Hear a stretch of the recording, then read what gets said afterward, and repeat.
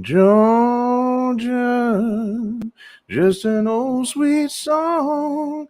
Got Georgia on I have no idea what's going on right now. Sorry, I was just inspired by the subpoenas, David. But I also had to quit because your woke buddies are going to accuse me of appropriation and ableism and whatever else they can throw into it. Yes, Lucas, that's exactly what's going to happen. That's exactly what's going to happen. My So, woke buddies are going to do that to you. It's going to be amazing. how are you, sir? I pushed us straight into one of our hot takes for the evening because the only way I could pick out a shirt that's not a nerdy shirt for Georgia is this Falcons t-shirt to wear in honor of the fact that Rudy and Lindsay and John Eastman are getting the dickin' from the Fulton County DA in the election. Well, they should. probe. Yes. Well, I'm doing good. I won a the beer latest contest yesterday. I heard something about that in your various mutterings, but apparently you sent me photos that I didn't get. But you've brought something to show off. I got like a $300 cooler from Holy Boulevard shit. Brewing. This is I looked it up. It's a beast. It is a beast. This thing is basically the walls on this thick are a solid 1.5 inches thick. Actually, maybe 2 inches. I don't know. Like it's designed to be thrown off a mountain and like come out unhinged. I was joking with Lucas before the show. I'm like, this handle is like a tire iron. Wow. Like you could beat someone to death. Well, I mean, it's a grizzly, and that is one of the competitors to Yeti for big ass tough. For real cooler. The one thing, I mean, I want to thank Boulevard Brewing for putting this up for a raffle. But the only thing I note about it is for its size and its weight, it doesn't hold that much. Oh yeah, right. This thing, like, I could fit 2 6-packs in this, maybe 3. I wonder which one that is model wise. I'm looking at their website. Yeah, there's a Grizzly 20 and a Grizzly 40. This is not the 40. The 40 I would not be able to like just randomly pick up. But like, it is the 20 because it's got a handle. Well, it's the second to the smallest one they make. Of course, you can't put as much stuff in it as you might other things. But I mean, like it's so designed to be like damage resistant. Even the latches aren't hard plastic; they're rubber, so that they can't just snap off. Right. That's awesome, man. Congratulations on the swag. Now you have something you can stash all your beer in before the show. Except it's still too big. I mean, it's just massive. It's gigantic. I'm going to put it back in its little place. There we go. If you're going to keep winning shit, we're going to have to get lav mics so that you can move around the room now. Right. Or get you a crew with a boom. They can just follow you. Well, no, like the day I won that, so they made me show up for a little photo shoot of like me winning this thing. And then so the card reader at Red's Wine and Spirits, there's a joke, and the way you know a beer club member is always because they understand like the chip reader never works, right? So you have to put it in once, it says it can't read the chip. Put it in again, it says it can't read the chip. Yeah, and finally it'll tell you to swipe. And then you can't select debit, you have to select credit. So the way you know an actual beer club member is they're just like, okay, let's get this started. And like they understand it's going to take 3 minutes to like get the thing to read the card. It's you and all the regulars. Right. But for once I put in my card and it read it instantly. They're like, we did nothing to this machine. We don't know what's going on. I'm like, nice. So I did go and buy a lottery ticket. I'm like, apparently like I'm in like the right zone this week to be like, congrats. Well, for those that have somehow never been here before, which I hope there are a few people, we've been getting some new folks popping in. Please feel free to say hello, participate in the comments. I'm Lucas. This is David, and we banter about politics and drink craft beer, and we talk about said beer. And then occasionally somebody wins a giant cooler, right? And talks about that. But the way we kick the show off, we're not putting that up for a raffle. That's mine now, bitches. The way we kick the show off is some hot take quickies, and basically just a quick rundown of the latest headlines, some of the smaller things. Of course, I mentioned the Georgia thing, which is very appropriately exciting. And there have been some other things going on. I found it interesting that the mayor in Uvalde is now openly stating that they're concerned about a cover-up when it comes to inspecting the events of their school shooting. Yep. I mean, and I'm we not posted, surprised. and we doubly posted to our page because I didn't realize Lucas had posted it because I had seen it and then sent it to him, and then I hadn't realized that he had posted it, and I came back again and posted it again. We now have cops in Uvalde harassing people who were present on the day Right. of, Right. with bogus charges. And personally, for me, as you know, like I put on our page, that sounds a lot like you keep your mouth shut, or we're going to make your life hell, and everyone's going to let us do it because we're cops. Yeah, yep. It's pretty much the same crooked fucking apparatus that we're looking at everywhere, including Akron, where the guy was like RoboCop opening scene obliterated. What fucking 60 rounds out of over 100 that were fired at this fucking dude that ran. Of course, everybody, all the bootlickers are going to say, "Oh, you shouldn't be running." Well, that really doesn't matter about the killing part. Look at what happened in Grand Rapids, right? Exactly. I mean, he was down on the ground and still he got shot. Right. So there's no end to the bottom of the barrel for these motherfuckers. But the Uvalde mayor, I mean, that's really interesting. It's nice to see a mayor some fucking where have the balls to actually stand around and say negative shit about crooked cop culture, because that's what needs to happen to make sure that we change some things. By the way, Brian's here. Hi, Brian. Yo ho ho yourself ho.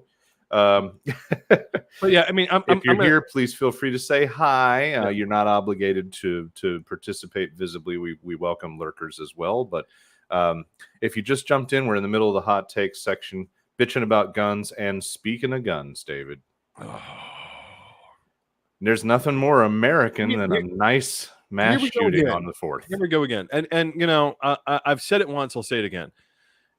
For me personally, if you hate a person, you forget that they exist. If you hate a thing, you learn everything about that thing to understand why you hate it. And I hate guns. I hate guns. I have fired tons of guns. I can tell you the differences between Sig Sauer and Glock and Beretta.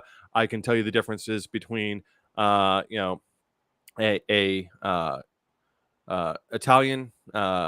M14 and an American M16. There is no reason for people to have 30-round magazines. There just isn't. It's not a logical home defense weapon, right? You're not going to go take on the United States Army and tanks and Humvees and massive numbers of highly trained troops with automatic weapons with your AR-15. I don't care how heavily you modded it, how much you made it look like this cool battle rifle. Yeah. Always remember that they're convinced that when they finally rise up, all the cops and all the military are going to be with them, which is an increasingly 50-50 best guess toss-up. I mean, I will say this from if you were talking about the military that existed 15 years ago, I would be worried. If you're talking about the military now, I think that a lot of military leaders over the past 20 years have understood that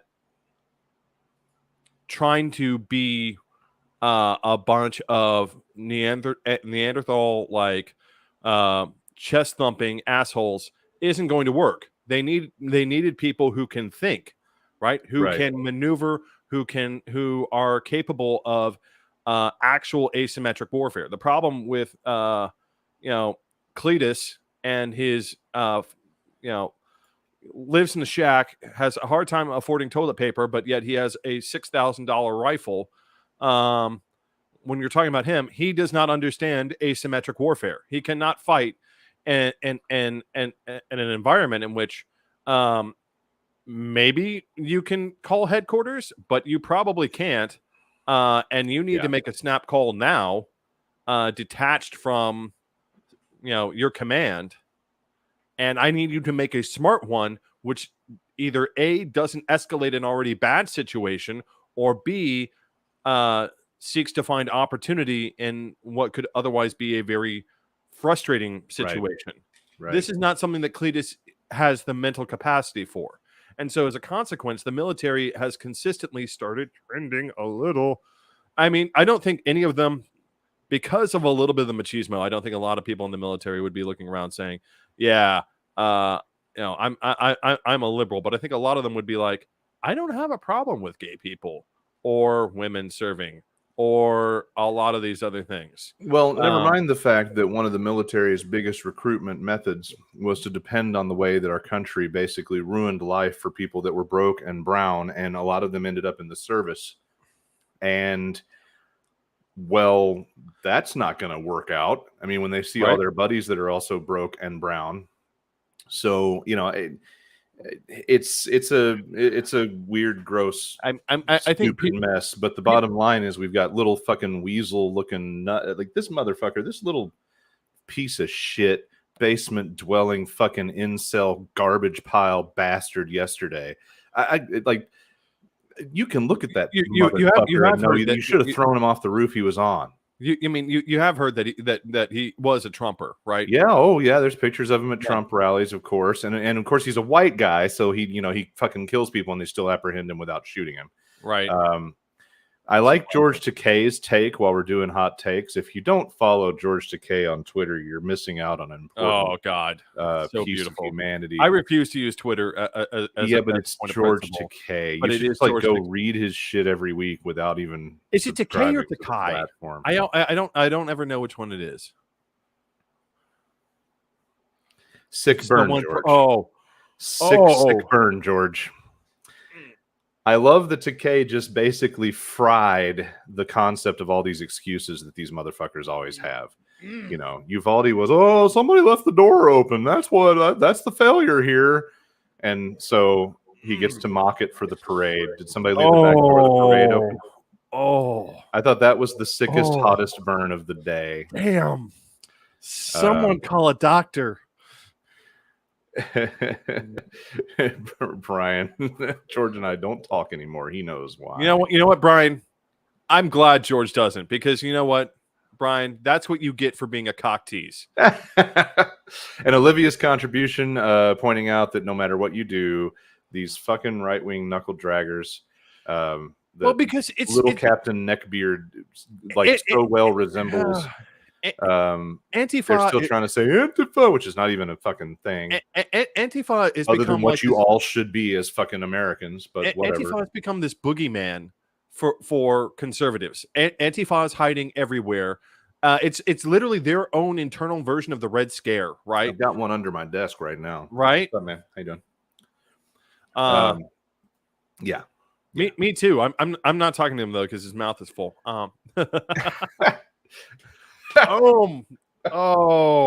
I made a George joke and an Antifa joke at the same time. I win the show.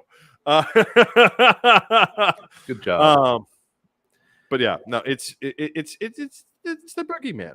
Well, speaking of the 4th of July, I did notice yesterday. This is the location. I did a little split screen. So this is where we were. On the left is last year, and on the right is this year. And I'm not going to pretend that Grandville, Michigan, a suburb of Grand Rapids, is terribly liberal or plugged in. But I want to believe that this extreme difference in crowd might have been impacted by a lot of people being pissed the fuck off saying, fuck it, I'm staying home on the 4th. Mom took the flag down. Wow. Mom took the flag down. She didn't even flip it? No, she's not going to flip it in her neighborhood, but she took the flag down. She's like, nah, not doing it. Not for the 4th. I'm taking it down. Good for her. Good for her. Which, I mean, it brings us to another point. She was there, right? I mean, right? Like that. It's like a double whammy. Speaking of double whammies, I may have to start smacking this fruit fly that has discovered my saison. Anyway, But you know, speaking of the fourth and the founding of the country, And I put religion. I put a put and yeah, I put a post up yesterday. So I've been seeing like ever since Balbert, uh, that moron from Colorado, made her little statement about, oh well, there's not supposed to be separation between religion and state. Obviously, it's become a conservative talking point because that's how they work. Is they just edge themselves on to dumber Mhm. statements, right? It's who can make the dumbest statement, and then I'm going to edge the next Who can person on keep say digging something deeper? dumber, right? Yeah, So just keep digging. one of the things that pisses me off is I've had this conversation with religious people before about religion and politics before, and because it's one of my pet peeves, because we don't teach this in America, and we really should. And Lucas hit the time Oh, machine. oh, right, right. Sorry, I was falling asleep on my duties to give you the appropriate accompaniment. There we go. This one It's time requires for David's time it's machine. time for David's time machine. Um, Come on, kids. Let's get in the time machine van with Uncle David. right. That sounds really dirty now. I don't know how I feel about that. The 30 Years' War, right? So the 30 Years' War, I'm going to brief overview. Kingdom of Bohemia doesn't want to be Catholic, has a bunch of Protestants. Like lots of people love in history books when you get to read about the defenestration of Prague. Everyone loves that phrase, defenestration. Look, I know what that means. It means to throw out a window. So Bohemia has a problem. They fall into civil war. Bit by bit, everywhere that's now Germany gets pulled in. Austria gets pulled in. All these people get pulled in. It lasts for 30 years. Now, the important thing to understand is this. At year 10, Bohemia, which had been one of the most powerful kingdoms in Europe, bar none. Like, don't go shake Bohemia's tree. They're gonna fuck you up. They're almost all dead. Mhm. Not like, oh, we had a bad year. Nope. We're almost all dead. The Czech Republic is all that remains of Bohemia. The modern day Czech Republic, though, that is all that remains. Big kingdom, everyone's dead. 15 years out, something on the realm of a third of the population of what we now know as Germany is dead. Everyone is at war. Literally everyone. There is no possible way, even for most modern historians, to calculate how many people died in this war over religion. It was so bad that Austria, big, powerful Austria, lost so many troops that, you know, the Ottomans had this thing, right? They'd regularly send up a big raiding party, take some slaves, remind the Austrians that, hey, you know, we can fuck you up a little, and then retreat. Well, after the 30 Years' War, the Ottomans sent their little raiding party up, and no one was there. And they kept going, and no one was there. And they kept going, and no one was there. They got all the way up to the gates of Vienna, and then all of a sudden realized, holy shit, we can take Vienna. We can, like, goddamn, no one's here. And it took a literal massive fuck up on the part of the Austrians and a little bit of intelligence on the part of no one who was involved in the war, but a bunch of Poles who figured out how to haul a bunch of incredibly large cannons up a hill to save Vienna. That's how many people died. This period of history made a small impression on a certain band of old white guys. Right. So the point I'm trying to get is the 30 Years' War ended, and we had this thing called the Peace of Westphalia. When the Peace of Westphalia established the idea of national sovereignty, right? Countries have borders that you can't violate, right? That's a border, and it means you can't cross it. Number two, the Pope is permanently out of politics because we're not doing this anymore. Because most importantly, number three, we are never going to fight each other over religion ever again. That's how many of us died, right? The founding fathers would have been really, really. They would have been like, "Oh, yes, we know the 30 Years' War. We know how that worked."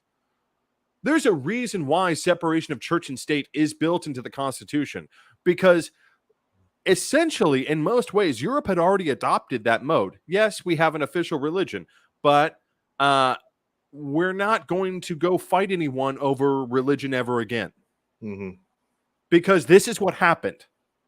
We had such a colossal death in Europe. I mean, and to put it into context, if you look at like period pieces and trying to understand like how people thought of Germany and Central Europe all the way up until the 1800s, it's always a backwater. It's always like a bunch of country bumpkins, and the reason it's like that is because they lost that many people. I mean, we're in Mad Max territory still, 100 years on. And you have these, I mean, par for the course, ignorant fuck ups that they want to have, the war from within, from a religious standpoint. And you're right, they're doubling down, and they're full blown hold my beer crazy. Yeah, it's gross. Hey, Mark's here. Hi, Mark. And fighting over religion again. Right.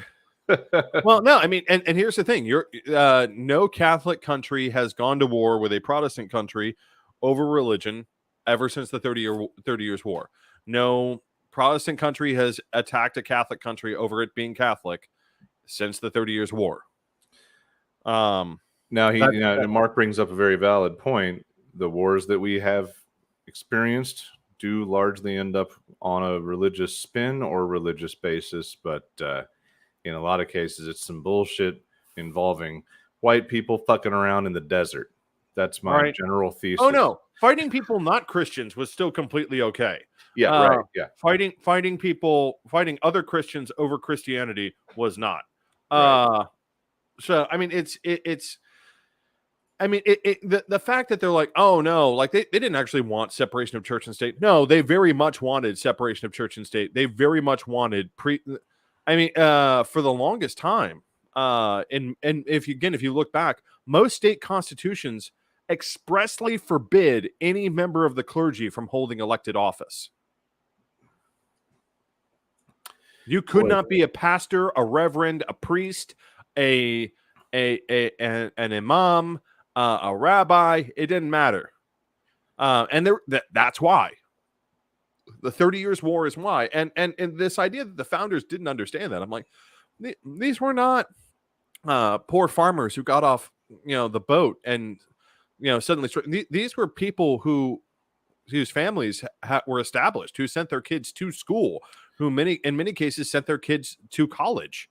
Brian points out a pretty accurate deconstruction of religion in general, where the war is really about religion or the power over the masses.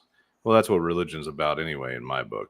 Well, I mean, that's the reason. I mean, going into a specific, the reason it was an issue in Bohemia was because under the terms of how the Holy Roman Empire worked at the time, whoever was king of a country got to decide its religion, and the new king of Bohemia was going to be a Catholic, and that's what triggered the Civil War. And it was, the power of that new king of Bohemia to enforce Catholicism versus the fact that a large number of Bohemians were not Catholic. So that's what, started the thing. Well, David, all of these sorts of things go down better with beer. So it's time. What you drinking? Are you going first? I'll go first. You want to tell us what that big, beautiful stein of yours is teaming with? This is the Rogen. This is the Rogen beer.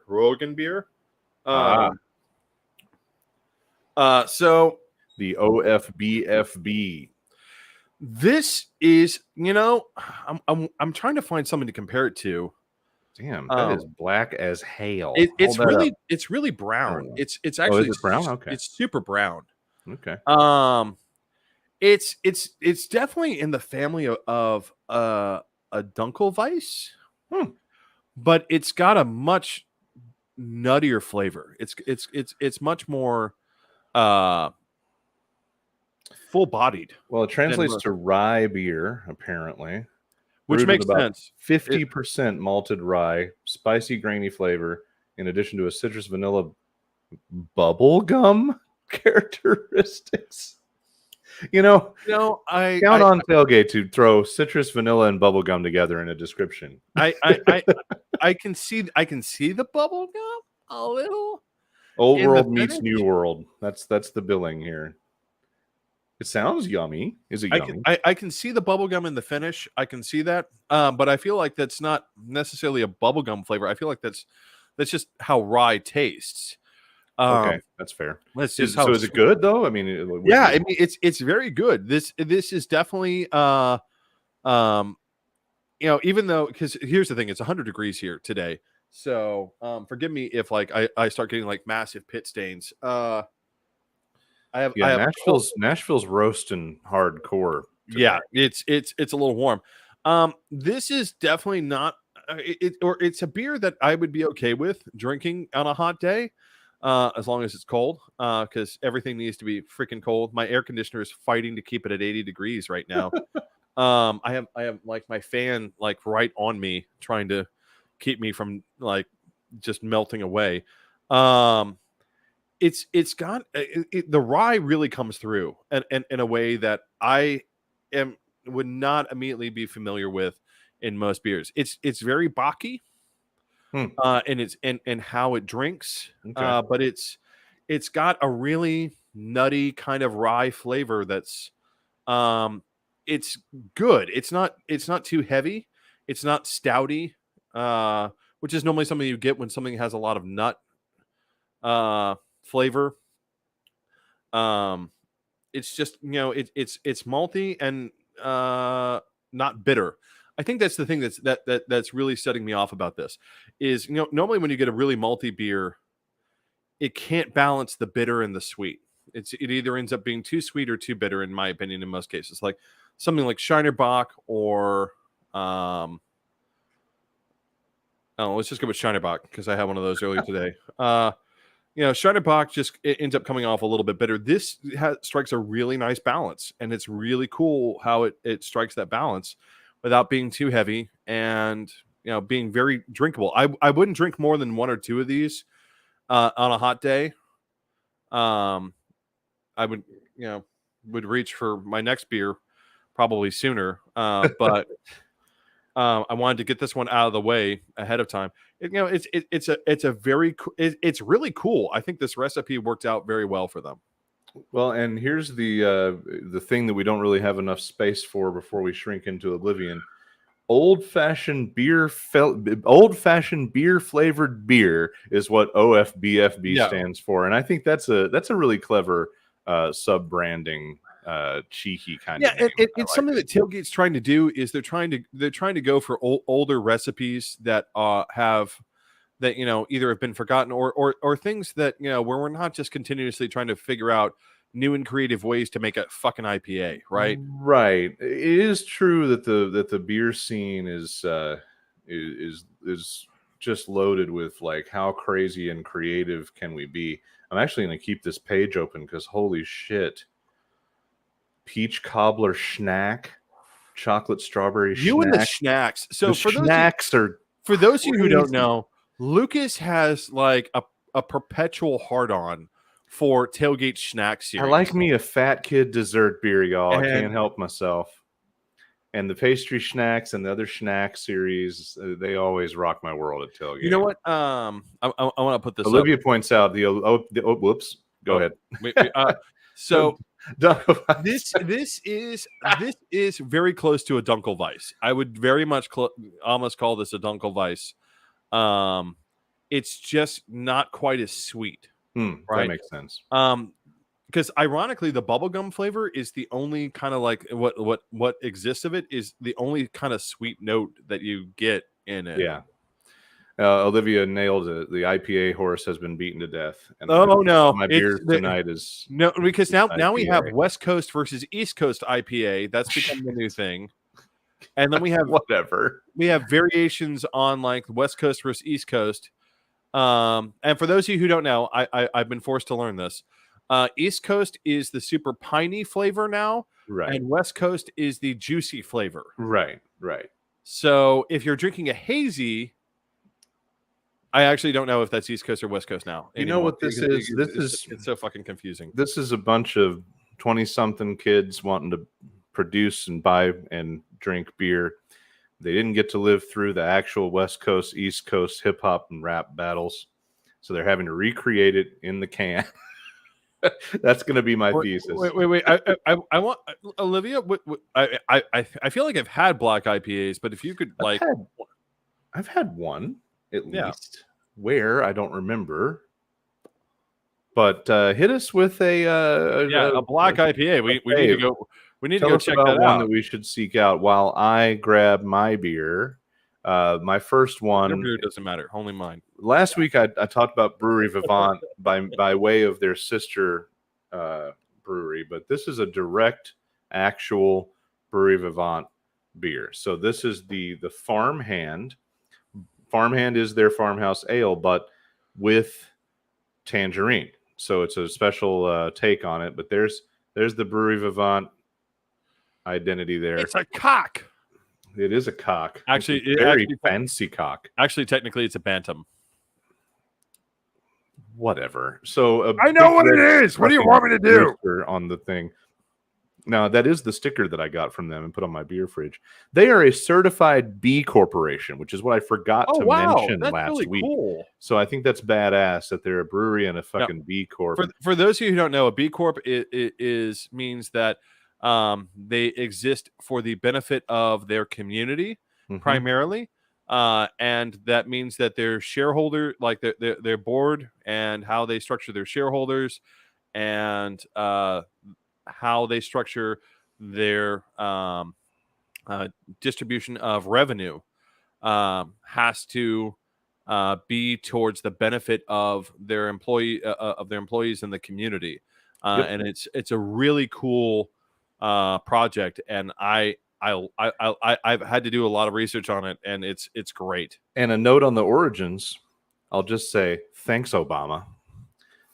Right?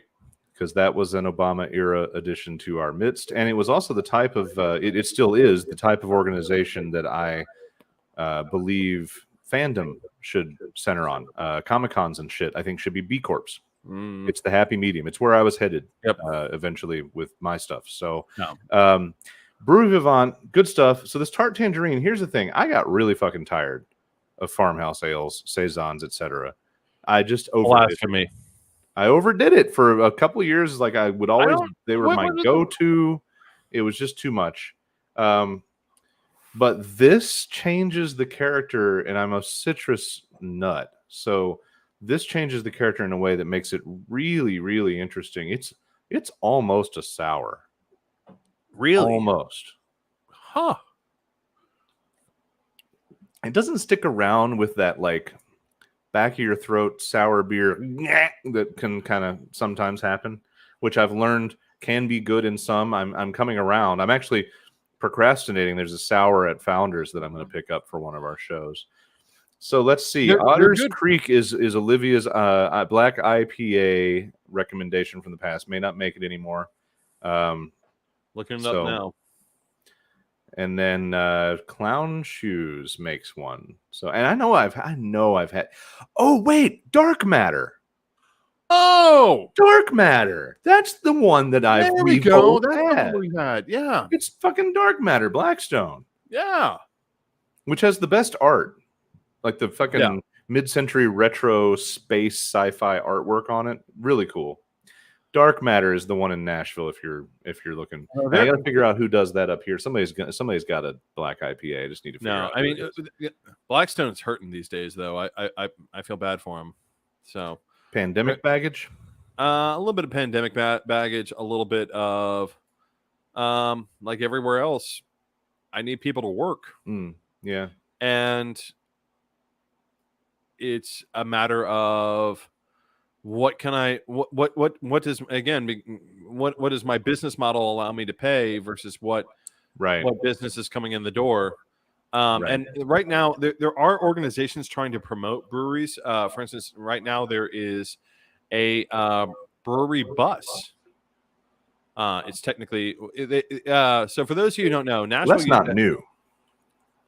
That isn't new. No, it's not. But, Rhizome Productions was doing the brewery bus for a long time. well, no, I'm saying it isn't new. Yeah, you are Oh. correct. It is not new. Oh yeah. But they're expanding locations. They're expanding stops to try and bring people to more breweries. Is it the Nashville Brew Bus? Is that the one Yes. you're talking about? Yep. So Nashville Brew Bus, I believe it's affiliated with Rhizome still. That's somebody we should grab to come on the show would be Matt from Rhizome, but we would need to make some space because he's got a lot of great shit going on. Oh yeah. But yeah, the brew bus was a big thing, and then of course COVID. So I'm glad to know that it's kicking. Oh no, it's still very much in operation. They're picking up. How much they're really pushing? I mean, I don't know. But the one cool thing for those of you who've never seen it, so Nashville used to have this public transit system that had buses that looked like trolleys, because we used to have a trolley system, because we used to have a public transit system that kind of worked. Yes. The rails are buried under a lot of the streets. Yep. We should bring them back now. And by now he means 30 years ago. Yeah, right. God damn it. Anyway, so now, but the problem is that no one can get rid of these trolleys. They keep on like finding a new life every single time we turn around, and so now they belong to the brew bus system, and so now these little bus trolleys show up with people hopping from brewery to brewery. Hopping. Look at you. You got jokes. Speaking of humor and funnies and giggles, we also allow for a little space here in this segment for our buddy Brian, who often will come at us with a nice review of whatever he's partaking of, and we celebrate that piece of the scene as well. So tonight, Cherry Punch, strong hybrid, 30% THC, extremely tight buds, aromatic and rich with terpenes. Very pleasing. Good job. Glad you could jump in on that. I need to name this segment or something. We're gonna have to turn it into a video guest starring role and name the segment. But let's move into the main shit, which is usually, unfortunately, bad shit. But in this case, David, it's this is your pet topic: the need to roll up our sleeves and try to defend. So here's what happened last week, and to explain, this happened last week here in Tennessee. Our AC salesman governor, Lee, who also, for those of you who don't know, his family owns a very large air conditioning company here in the state. You see it everywhere. So Lee, and it is that Lee, Yeah, was sitting next to his new friend, Dr. Larry Arnn of Hillsdale College. Now, for those of you who don't know what Hillsdale College is a organization that pretends to be a place of higher learning. It is, in fact, a place of epic conservative indoctrination. Its accreditation is constantly on the ball. Most graduate programs would be very suspect of someone coming from Hillsdale College. They are very closely tied to if you've ever seen on YouTube or Facebook things for PragerU, which is again very distorted, very conservative bent discussions of social issues and economics, right? These are guys who not even Laffer, which is a famous conservative economist, would necessarily consider academically valid, right? Lee has been working on and has achieved this deal to have Hillsdale College provide 50 charter schools backed by Hillsdale College here in Tennessee. And he was at a event in Williamson County where the head of Hillsdale College, Dr. Larry Arnn, which, you got to ask, if you want to be called Dr. Larry Arnn and you don't want to call Dr. Jill Biden doctor. What? Never mind. So Dr. Larry Arnn, who is not a medical doctor. What is it? Is it anything official, or is it just a name that he sticks on himself? I haven't looked it up. I'm going to assume it is a doctorate of philosophy, which is what's applied to most things that are not. Yeah, look it up while I'm talking. There we go. We're a tag team. But he was at an event here in Williamson County, which is a neighboring county to Davidson County, famous for its violently conservative politics, and forgot the microphone was on, and uttered the statement that, these teachers go to, I'm slightly paraphrasing the comment, but not by much. These teachers go to the worst parts of the worst colleges in America. Anyone can do this. And that's the problem, right? Right now we have a teacher shortage because they are persistently and consistently underpaid. They are asked to deal with, they are literally frontline workers on dealing with poverty, mental illness, social work, right? These are people who are dealing with the most worst case scenarios every single day. On top of it, we have school shootings. On top of it, we have budget cuts. On top of it, we have all these things. And these teachers are expected to educate the majority of Americans' children. It's a PhD in government from Claremont. Just a second.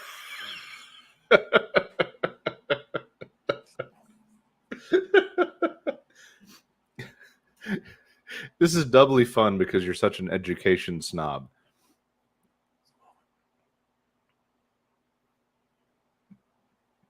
Okay, I'm back. I know. I know. I'm back. I've got a PhD in your mom, Larry. Right. Anyway. A PhD in government.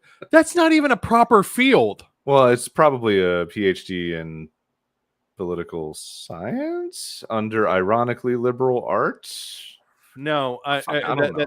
I mean, you can get a PhD in political science, and if you had a PhD in political science, you know what it would be called? A PhD in political science. It's also technically a doctorate of philosophy, but it is a PhD in political science. There is no such thing as a PhD in government. That is a made-up program. That was his bio. I had to look at his bio, his official first. Ask him what color his shawl was. That's what you got to ask him. No, he probably won't remember. Or mine was purple. Mine was purple. See it past the chins wrapped in Santa Claus peach fuzz. That law is purple. I forget what engineering is. Medicine is green. Brian's got a master's degree in shopping for weed. Anyway. Yeah, when I got my hood, so when you get your hood is a color based on your doctorate.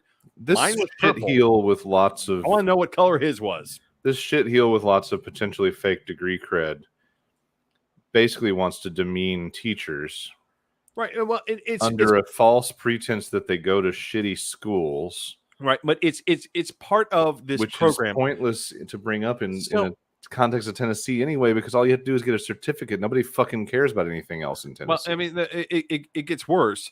So right now, the same week that he did this, Arizona rolled out their universal voucher program, which is, in other words, if you don't want to send your kid to public school, we'll give you a $7,000 voucher to go to any school that you want. Now, the whole point of this translates to go to any Jesus school that you want. Bingo. The whole point of this is we want to dismantle public education. We don't like public education. Right. Now, I want to explain to you why public education is so fucking vital, right?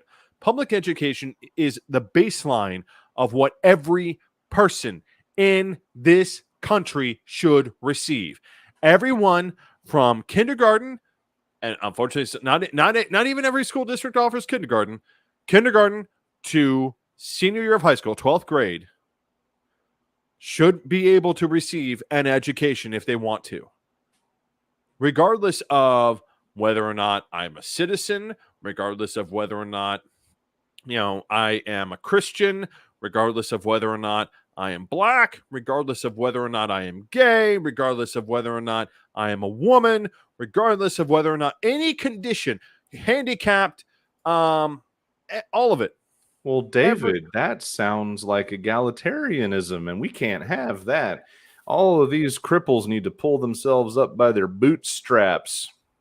You know what? Yeah, and I'm gonna pull that little statement apart real quick. I love it when conservatives use this statement, pull themselves up by the bootstraps, because the guy who invented it meant it as a joke, because you can't pull yourself up by your bootstraps. Right. The word boot was in there, and it made him think about rugged individualism or some shit. Some like Reagan hard-on that they could. America never had. It's a fucking myth. Anyway, it is the most vile attack on a free society that I could imagine, is to attack public schools. Yeah. Dictatorships have. Well, they've been doing it. I mean, they've been doing it our whole lifetime. They've been doing it. I mean, it is insanity in the extreme. I mean, I understand they've been doing it. I understand that they've been cutting, funding, doing this, but the idea of not that this isn't a special new step into the abyss. The idea that we are going to dismantle public education is insane. It is the heart of insanity. Well, they need ignorance, and they need over-reliance on mythology and religion. And that's what they're doing. I mean, they need a lack of critical thinking capability. They need all these things to do all the shit they need to pull. I mean, here's the thing. I went to Sons of Jacob fucking reality to come true. I went to a Catholic kindergarten, right? And my parents pulled me out. And the reason they pulled me out is they said, what you're teaching religiously is incompatible with what we believe. Because we may be Episcopalian, we may be Catholic light, but we don't agree with this idea that you're teaching that all these people are going to hell, that all these people are bad, that all these people. I mean, I remember the nun who taught me, who tried to teach me this stuff. Nicest fucking little old lady that you ever met in your entire life, unless she was talking about people going to hell. At which point, everyone was going to hell who wasn't a Roman Catholic.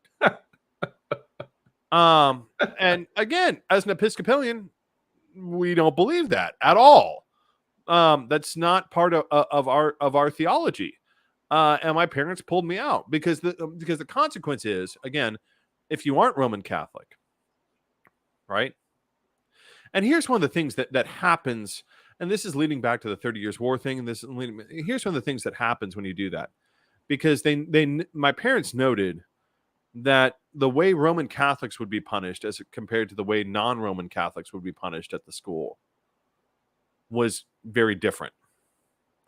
And that I, as a non-Roman Catholic, was punished more severely for what they considered deficiencies than non-Roman than people who were Roman Catholic. The problem with introducing, listen, if you want to go to listen, I live in a city where there's plenty of Roman Catholic schools, and if you want to go to a Roman Catholic school and do that and be a member of the Roman Catholic Church, feel free. And if they don't want to charge you, that's fine. The problem is, however, you owe it to society to pay your property taxes and make sure that everyone in the society can be educated, including non-Roman Catholics, because we are not a Roman Catholic country. In the same way, it has to be acknowledged. I mean, Nashville has one of the largest populations of Episcopalians and Muslims in the South. Mm-hmm. Right? We have a very large. The Episcopal Church looks at Nashville as one of its largest contiguous groupings. In other words, it's not spread out over a state. There's a bunch of us all in one fucking place.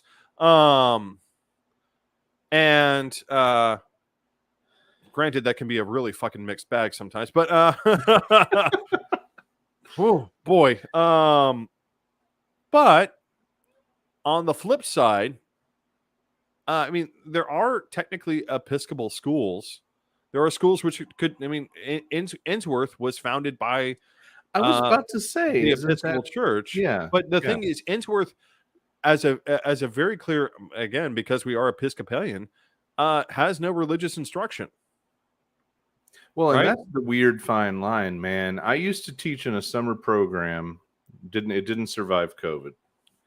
Every summer, well, fuck. I mean, you know what? It ties in perfectly to this story at Governor Lee's fucking church. I taught at the same fucking place that the governor goes to church, and it's in Leapers Fork, Tennessee, which is an otherwise charming place. If it weren't for some of this weird culty Jesus shit and their willingness to actually allow Kid Rock to be their grand marshal in their Christmas parade. Otherwise, great place. So I made the mistake in my classroom. These are summer packed up classrooms, so yeah, there's a lot of shit in boxes and stacked up, and we just assemble a rough classroom in the middle of the classroom. But I was bored and had all my shit taken care of and decided to just start sticking my nose in all the cabinets in the room to see what was there. And I saw the history book. It's over, motherfuckers. Cut it out. What? Oh, fireworks. We didn't hear it. Yeah. Oh, that'll start here shortly too. Don't worry. So I decided, well, let's open this history textbook here in this Christian school. Oh, shit. I mean, I have forgotten a lot of shit, and any kid that wanted to learn history would be better off reading through my poorly scrawled, bad recollection notes about history in the United States than they ever would coming in contact with whatever the fuck that was supposed to be. Just to amuse myself, I flipped to the 90s. They only had like a paragraph on Bill Clinton, and all it was the disgrace of Monica Lewinsky. It had no other information. I mean, the problem is that we have to acknowledge that modern evangelical Christianity is no longer a religion. It is a political movement. It has no relationship to the Gospels. It has no relationship. And I posted something about this the other day about the sad thing is that understanding, at least in the Bible, understanding Corinthians, Romans, all the letters from all the apostles, right? Because that's where these guys like to find their justification is not in the Gospels. It's either in the Old Testament or in letters, right? Is where they like to find the justification for these horrible, awful acts. And the problem with finding justification in the letters is the letters are all intensely specific to specific things that are happening in specific places at specific times. Even it's almost logical, right? I mean, but even the letter, even the passage where it's like, "Man shall not lie with man," right? What they're talking about is slavery. They're talking about men being used as sex slaves. They're talking about slavery is wrong, is the point of the passage. Because if you read the entire passage, it's all about slavery. And what they're saying is you don't have to give up ass to your master anymore because that's what he wants, right? That's what they're talking about. They're not talking about we don't like gay people. It's the rough equivalent of talking about no rape. You have a note from your mom from the first grade, and you're going to apply it to how to form a system of government. Like, it's got all the same ability to hold any kind of water. Mark, you might be the only person that had a good experience in a private religious school. Well, you might be the only smart person that I know that would say, because I know a lot of that's fucking generous for Mark. dumbass, brainwashed motherfuckers, right-wing people that would say they had a good experience, but we would all beg to differ. But I mean, the problem is public schools are there for everyone. They're there to establish a baseline of education across an entire community, right? Which explains West Virginia a ton. But I mean, it is this idea that we're going to dismantle private education. One of the few grand achievements that America led the world in was saying everyone deserves an education, at least at this level. And then again, the 20th century happened and we gave up. It's astonishing that we're even having this conversation. But Mark, I have concerns. You went in, they tested you, and they wanted to put you in the second grade at 5 years old because you were too smart for kindergarten. Were they using the same textbooks that I found in the school I was in? Because if that was the bar, almost everybody's that smart coming out of the fucking womb. Not to take anything away from you, but advanced placement in a Christian school is not something I trust at all. I'll take it away from you, Mark. It's okay. If look at phone, I will. I'll take it away. Your mom compromised on first grade. Good for her. Good for her. But I mean, like the entire idea that we're going to dismantle public education is it's such a bridge too far, right? Yeah. And I want to point out a social aspect to this too. I personally having been in both public and private school systems, I have gradually become more and more. For instance, the Finns don't allow private schools. I wish we didn't. And I'm gradually learning. I'm gradually coming around to this idea that unless it's for a specific, unless you can say I'm a member of this religion, and I require religious instruction. Like for instance, Jews have their own. I have a lot of Jewish friends who had their own. Some of the day was spent at part of their own school. They would go to a kiva, right, yeah. And they would go learn Jewish law and Jewish tradition and Jewish custom, and that's okay, right? And I want to point this out. None of the Jews that I went to school with looked around and said, "You know what? Everyone needs to pay for me to have a kiva right here in public school." None of them did that, right? Yeah. They'd be like, "Hey, no, it's a kiva time. I'm out. I'll catch you tomorrow. I'm going to go have religious instruction."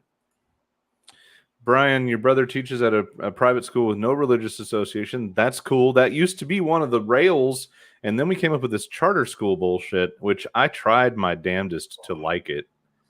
I really tried to give charter schools a chance. But charter schools have shit the bed way too many times for me. Oh, yeah. It seemed like a great idea in a lot of ways. And then I realized, nah, it's too easily corruptible and screwed up. There are plenty of good ones, but it doesn't make up for it. There are no good ones. I mean, even the ones that I've worked for, these are corporations. They are looking to make money. Right. Which is inherently a flaw. I mean, if anything, we should be able to look at healthcare and understand that that's really not the way to go. Yeah, it's not. There are things government and the public good belong to: healthcare, education, infrastructure. Yeah. All those things are for the general public good and do not need to be for profit. If you are looking for profit, it should not be here. It should not be in education, which is what Hillsdale College is looking for, right? As they try and privatize the school system here in Tennessee. Hillsdale College, a little bit of both. They want a little bit of Jesus and a little bit of the money, or a lot of the money. But again, for them, Jesus is the money, so it doesn't. I mean, there's no fundamental difference between the two. It is the fact that we have to have a functional public school system in order to maintain a stable, and we have to do this for a stable society, right? If you tell people, hey, you don't deserve to learn algebra or history or any one of a number art. I mean, for most people, their first and primary exposure to art is through school. That's true. Right? Both to visual art, to music, and it not theater. All that comes through schools. Mm-hmm. And the idea but that David, we can't just let art run wild. It'll corrupt people, and they'll get to see boobs or something. What's so funny about conservative dickwads' excuses for shit is that when I try to ad lib and make them up, I run out of stupidity. I don't have enough stupidity to drive all the phraseology. I mean, literally, like I can see someone saying that, and the stupid it burns. That like the reason my face is making this doing what it's doing right now is because it burns. It hurts. You have to actually my head so much. You get to sit down with pen and paper or a keyboard and an empty field and work to come up with a full paragraph of the kind of stupidity that these fucking morons just ooze out the corner of their mouth on a daily basis. It's just there's always like a little dumb fuck spittle just hanging out, just always oozing. I don't know where the fuck they come up with it. It hurts so much, Lucas. No, speaking of liquid, let's drink more. Yeah, it's time for another round, folks. I'll go first this time while you recover. So back to one of my favorite spots, of course. This time I'm all in on the New England Hazy IPA with a tart spin, known as New Holland Summer Ale. And I actually it's a little bit of condensation. There we go. I really like this design because they have a brand language across their entire line that I adore as a designer and a brand guy. But this is the same thing you'll find on all the cans. Big fat oval designs around it. But I just love the embrace of like the tacky 80s summer with the flamingos and the teal. It's the Miami Vicenist Dutch thing that I think I've ever seen. So it's apparently you've never seen their weed. Anyway, do what? Apparently you've never seen their weed, the Dutch weed. I'm just saying, like, if you want to go for Miami Vice, yeah. But it's got a bitter. I'm kind of on that streak of like the bitter tart thing going on today. I thought these two would be good beers to have back to back. So it almost lets you forget that it's an IPA because of the tartness. It takes that citrusy, grapefruity, whatever thing you thought you were looking for, and it puts it in a little bit more of a pinch, a little more of a pinchy, sharp flavor, but it doesn't linger. And that's what I think really gives it that summer ale. Is you could chug it, you could sip it repeatedly, you could keep it cold and come back to it in 20 minutes. Like it just serves all of those summer activity concepts. So I think it's a really good idea. And it's it's not going to knock you on your ass. It's 5.3. What are the flavor notes? What it's got a tropical kind of that's citrusy tropical. That's really, it's not, I would say maybe it's almost mango nose wise, but not at all in the flavor. It really it's just general citrus in the flavor. It has a kind of a rindy tartness. Maybe a little lemon rind, orange rind. The orange rind would be different for an IPA. Lemon rind is typical for an IPA. It hits on a lemon rind, but it settles in at an orange rind, but it never hits a grapefruit, which I think is a nice departure because that's what you expect. It might hit on a really dry, like not sweet grapefruit, but I'm a pink grapefruit, sweet grapefruit kind of fan. Cut it in half, make 2 little bowls full of fruit, blah, blah, blah. Because you're a fucking freak. Anyway. That's the way you eat grapefruit, commie. That's the way. Anyway, what do you got there? And I'm going to make you say it, but I will say it because I can say it. The Kölner Hofbrau Früh Kolsch. Keep on hitting my camera. he texted this to me, and then I looked it up and found that it was even worse than what he texted to me, and I copied and pasted all of it so I wouldn't fuck it up. So this brewery, exactly, Früh, is Peter Josef Früh. It's a family name. No, family brewery. I want to put this up. Mark, you are correct. You eat grapefruit by tossing it in the garbage. That is correct. All right. Now back to the fuck you, grapefruit haters. So I am not a big Kolsch fan. I have to admit, I am when beer is this color and it's this clear, I am probably not like. If you show me that, I'm gonna be like, oh, what is it like? Man code number like 32. You may not complain about the quality of beer, only the temperature. Is where I'm probably going to be at.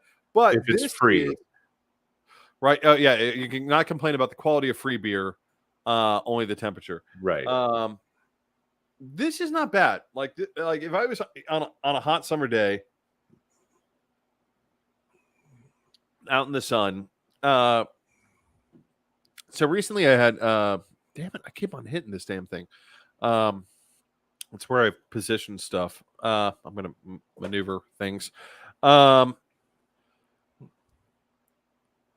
recently had a rice lager from Tailgate, which was pretty good. This reminds me. Yeah, I was surprised, right? Huh. But it's a pure rice lager. Does that kind of like dance into Kieran comparability? Help me out here, Kieran. Yeah, Kieran beer. Oh no, it doesn't have any of the bitterness. Like it's beer that you would have with sushi, right? No, so I sorry, I couldn't place Ichiban or Sapporo. No, I mean it was much sweeter. Oh, okay. Much sweeter, and that's the thing that's striking me about this Kolsch is that Kolsch's are normally to me pretty flavorless. And this, given where you and I usually live on beers, it's going to be hard for something like that to hit the flavor marks. What's interesting about this is the maltiness. Even though it's this clear, this is a very malty Kolsch, and it's very clear, right? It's super clear, but it like the malts come to the party and they don't leave. Well, maybe it's this whole German purity law thing. So this information I was looking at, best ingredients and brewed according to German purity law. Favorite beer of Cologne, became one of the city's originals. I mean, and it's very, again, this is not going to be one that I'm going to reach for on a regular basis. Sure. Kolsch's to me aren't just not my bag typically. I got this because I hadn't had it before, and I want to give every beer a chance, right? I bet it would work well in a cookout environment. If you were chugging that down next to a bunch of charred tubular meat, it would be perfectly matched, I think. So many George Takei jokes. So many George Takei.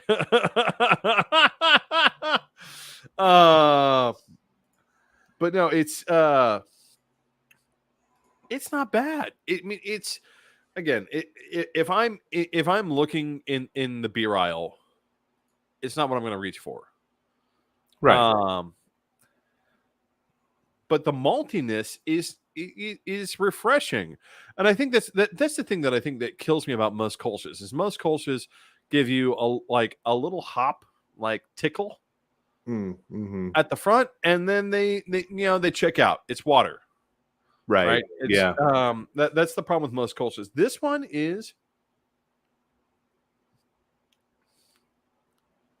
it wants to stay in for the long haul. It wants to stay and have a conversation with the malt. I mean, you can see but it's super easy drinking, as you can see from the amount that I've chugged thus far. Because every time I take a sip, I'm like, oh, it's not that bad. Take a big gulp. Well, with the exception of your Rogan beer earlier, this really has been a summer round for us on this particular installment. Everything we've been into has been a seasonally appropriate, mow the grass, slam it, eat some meat, blah blah blah. Yeah, I mean, like, here's the thing: Or go boating. if I was mowing the grass, this would be definitely like if I'm out on the porch and without air conditioning, which again I live in Middle Tennessee, which means I am inviting death. I wouldn't feel bad about this, and the handle of Jack Daniels that I'd obviously have to be pounding because I'm inviting death. Well, good. I'm glad that one is. I'm glad that one's a win. We've got one new person popping in. Willow is here. Hey, Willow, how's it going? Thanks for helping with the algorithm. We get a little bit of Canada up in here. That's never a bad thing. David pulls our geographics so far south from my arguable midpoint here in Grand Rapids, but we're always glad to have. We are very happy international viewership. You Canuckastani bastards. And with you and your functional healthcare and semi-functional government and no threat of civil war. Right. Which is a great way to jump into this topic. So I've been on David. He didn't want to do this one. He's like, we talk about the court too much. Like, yeah, but I really want to just go all the way in on this packing thing. I don't want to bore you all with like us droning on again and again about the court sucks. Right. So the court sucks. That's a given. But I want to talk about what I see. And David, David has some other ideas here.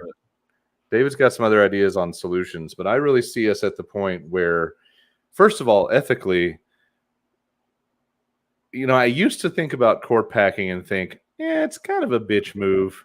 It's a shitty thing to do, really. It's low-hanging fruit, and it's a bottom feeding. No, fuck you, because all you motherfuckers have gone as far into low bottom feeding fucking bullshit. At this point, it's perfectly fucking fair. But here's the thing: at this point, and this is my only argument against court packing. At this point, the court has so breached its mandate under Article 3 that it's so illegitimate. It doesn't matter how big it is. It's so illegitimate. Let's just like let's pull the cord, dude. Let's go ahead and say, I mean, if I were a liberal state, like if I were New York, and I wanted to pass stricter gun controls, and someone took me to the Supreme Court, and they said, well, we're not sure about this, I would have no problem looking at the justices and say, you are appointees of the Republican Party. You are not valid jurists. Your authority comes from your own ruling in Marbury versus Madison, which you as originalists don't believe should be apply. So therefore, I like it. Therefore, say whatever the fuck you want. Do whatever the fuck you want. And the thing is, there is actually precedent for this. So what you're talking about, just so that everybody follows along, you're talking about in alternatives to play hardball about the court. Yeah, there's a potential for open state rebellion against the court's rulings. Oh yeah. And it plays out how? Like, what's the real arm of enforcement that they have? That's the thing. There is no arm of enforcement. Explicitly under the Constitution, there is no arm of enforcement. So the court rules against whatever circuit represents New York in your hypothetical example. Mm-hmm. If that circuit is content to join the rebellion, right? Well, no, it doesn't have to. You can New York could just say, well, we're only going to honor the ruling of the circuit. No, we're just going to honor the ruling of our own state courts. There we go. Period. End of sentence. We're done. Oh. But doesn't the Constitution kind of give the Supreme Court superiority over it? No, it does not.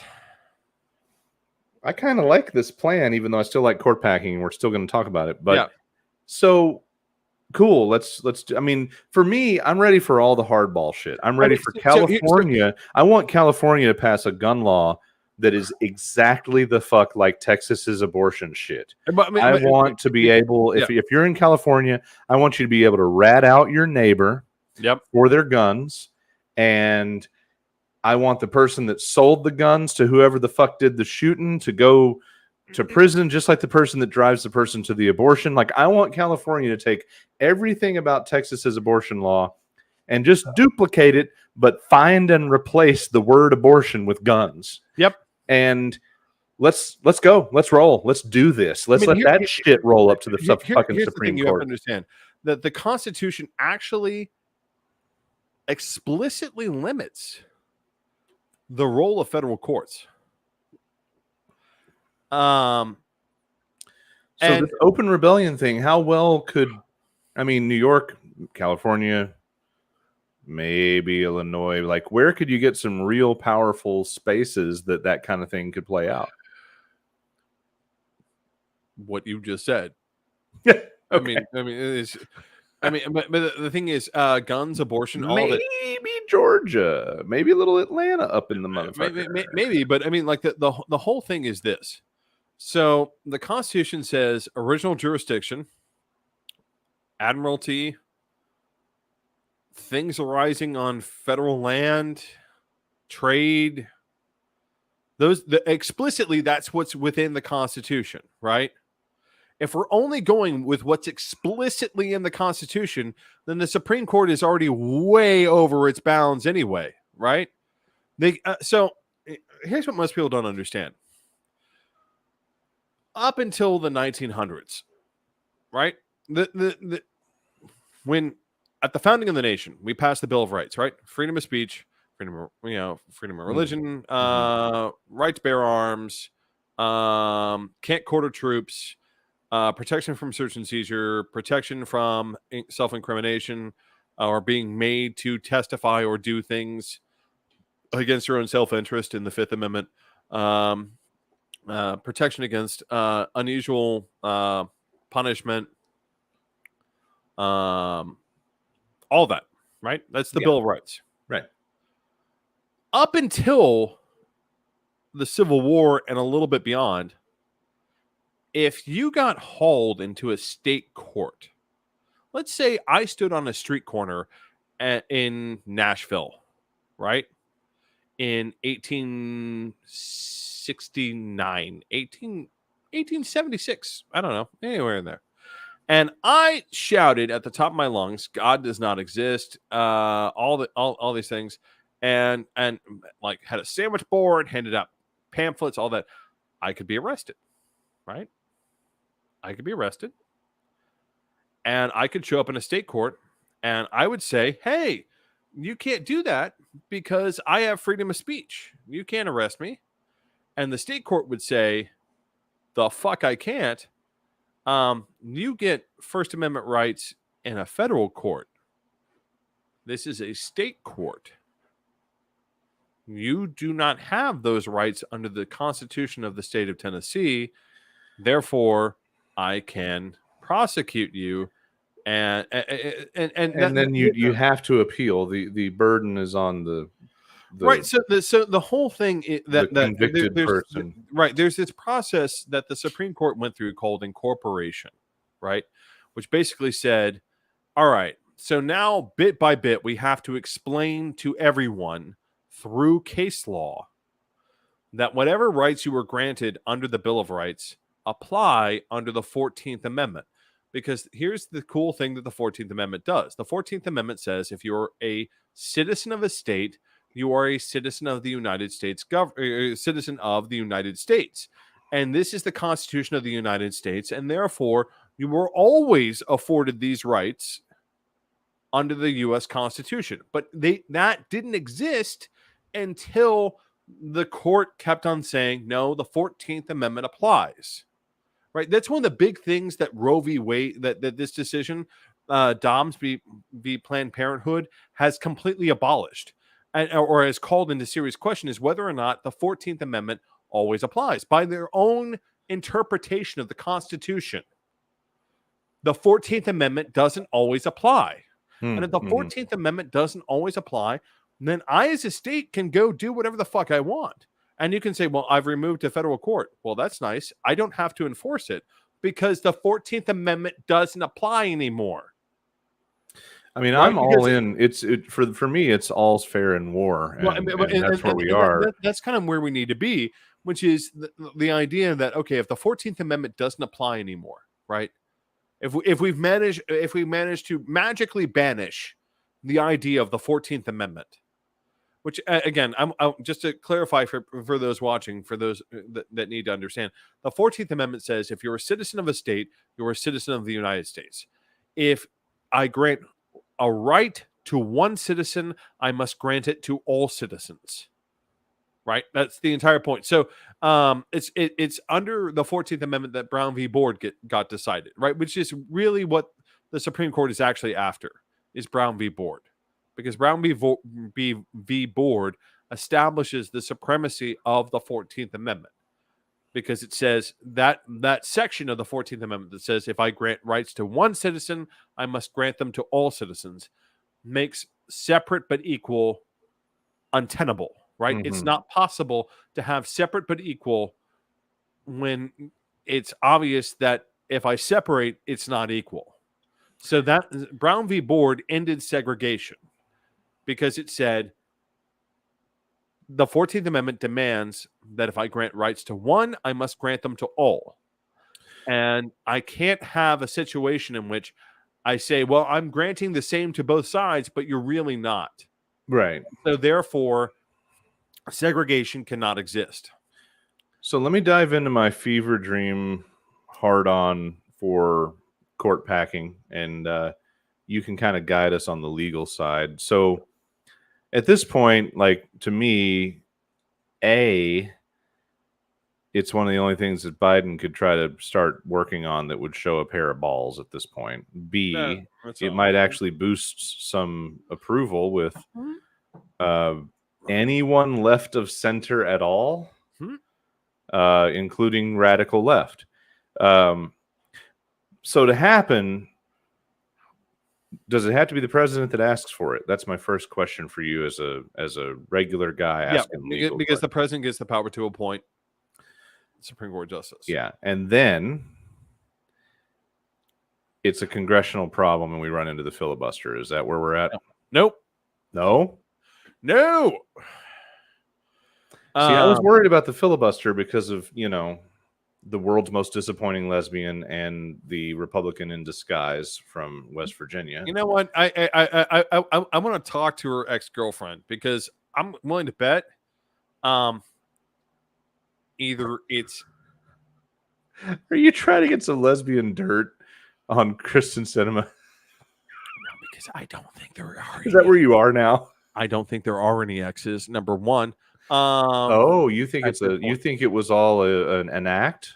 I think at this point it's an act. And I know that everybody's going to be up my ass because I didn't properly represent the right alphabet soup letter. Bisexual. She's purportedly a bisexual woman. Not a lesbian. I just like saying world's most disappointing lesbian because it's funny.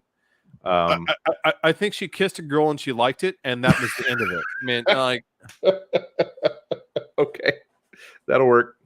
I mean, I think that's the end of it. I think that Kristen Sinema is the biggest. There are a lot. She's the same tequila lesbian that basically everybody we know is.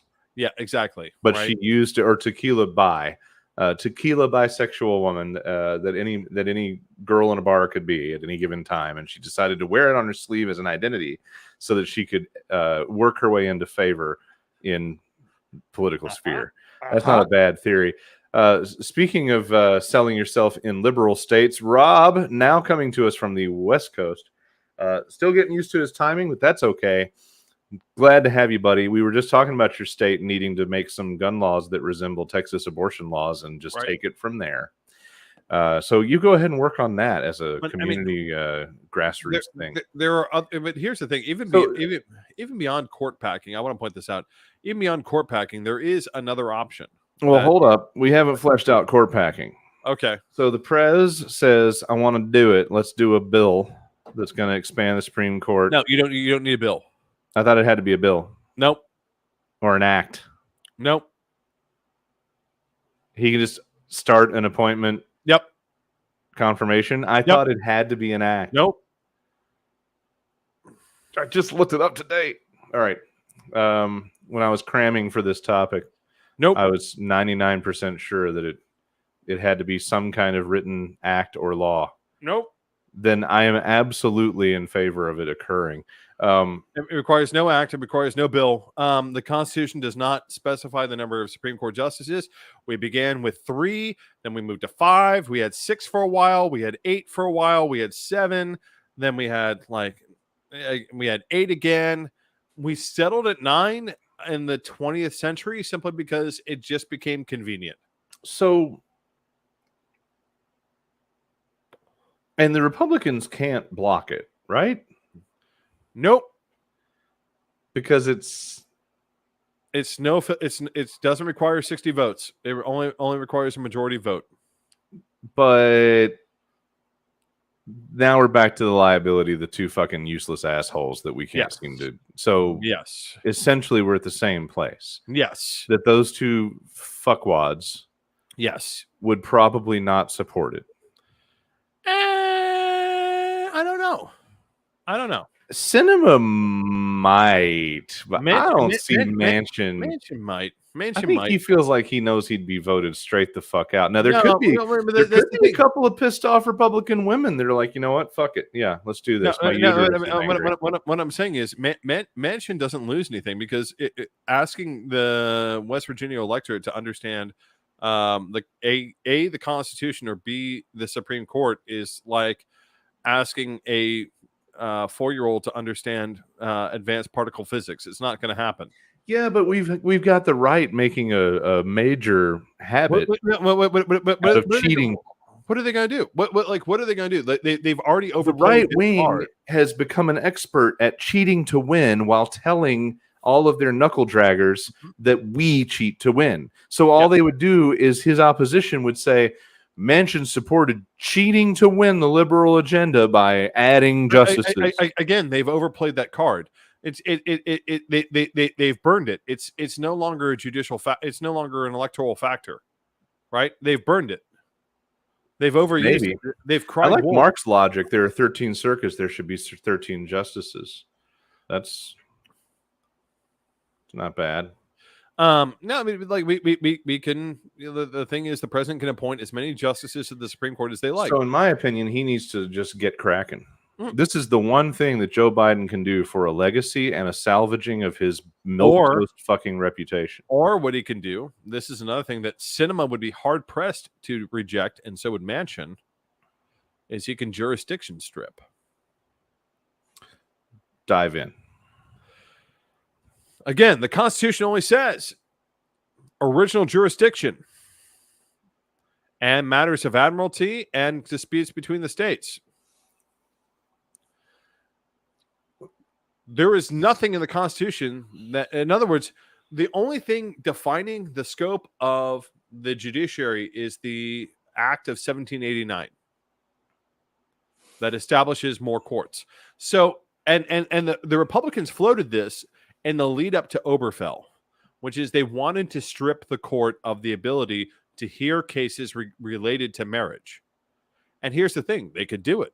So what are the criteria for stripping those jurisdictions? How do you pick out marriage or whatever? Like, how do you literally just say you can't hear cases regarding women's reproduction? Well, who defines? Well, first of all, let me take a brief side trip. I'm real disappointed in how we framed the conversation about Roe. Yeah. No, it's terrible. I'm extremely frustrated when journalists say struck down the constitutional right to an abortion, I really am frustrated that journalists don't say struck down the privacy ruling that led to the protected right to abortion. I'm really pissed that any journalist of any stripe, but especially the ones that are supposed to be on our side, like MSNBC, don't fully define. And I'm sick of politicians that say it wrong, activists that say it wrong. There was never a right to abortion in or added into the Constitution. Nope. There was a right for privacy that got applied to abortion that'll be taken away from all your other shit. And that is the conversation they're failing to have. And it's really been on my nerves for the last couple of weeks. But anyway, back from the side trip, you're saying POTUS within what bounds? I mean, there's got to be some kind of POTUS check. can't strip it. Congress has to pass. Okay. But only on majority. Okay. So it's a safe spot for Manchin and Sinema to not have to decide about exceptions to the filibuster. And instead, it's almost turning the negative to a positive. It's instead of a negative action, they can take a positive action that has the same effect as the negative action. Right, which they can and for folks that are wondering what the fuck I'm talking about, I'm not talking about positive negative mood. I'm talking about positive negative mathematics. Yeah. It's a for or against equation. So instead of having to be against the filibuster for certain things, they could be for the protection of certain things by stripping jurisdiction. And all they have to do is strip jurisdiction. Well, this should have fucking happened, 20 years ago, but the problem would require our party to actually be good at the long game, which we apparently don't do well. The problem is jurisdiction stripping is scary, and for a variety of reasons. But the thing is, we've done it. For instance, when's the last time you heard of anyone bringing a case under the Third Amendment? And for those, this is a pop quiz to everyone watching. What is the Third Amendment?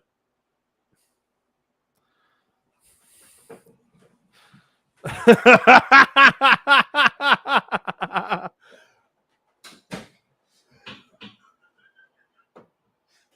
damn, it's too small.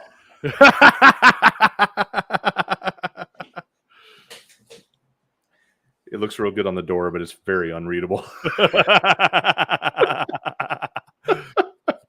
The Third Amendment is the quartering of troops. Right. One's home. That's why no one knows and no one cares. Right. And there's a reason why no one knows and no one cares. It's because the court has been stripped of its jurisdiction. And that's also one of those that you only learned long enough to pass a test in the 4th grade. Or in David's case, to jerk off on the Constitution's every word in law school. But exactly, right. The court there's only been one Supreme Court case on it, and afterwards the court was stripped of its jurisdiction. Does jurisdiction stripping occur by amendment or by topic? Or yes. Yes. However the fuck you want to do it. Like, it doesn't matter, because the Constitution doesn't define very accurately the jurisdiction of the Supreme Court or the federal courts. You can just simply say, you can't hear this. Can it be retroactive? Because if they nailed privacy, see where I'm going with this? If they nailed privacy in the jurisdiction, would it retroactively undo rulings they've made on privacy? You know what? Under some of the court's rulings, and then it would also kind of undo both, though, right? It would undo Dobbs and undo Roe. Under some of the court's rulings, you could. Well, here's the thing, though. Do you really want to jurisdiction strip the entire subject of privacy from the court? Probably not. Probably not, because you're going to have Facebook show up there one day. Yeah, I mean, it's right. Do you really want to do it? But by the way, for those that don't understand, when we introduced the show and the whole premise, these are the conversations that really started our notion. Right. These are the things that we used to sit around and do over beer. Is basically fantasy football governing.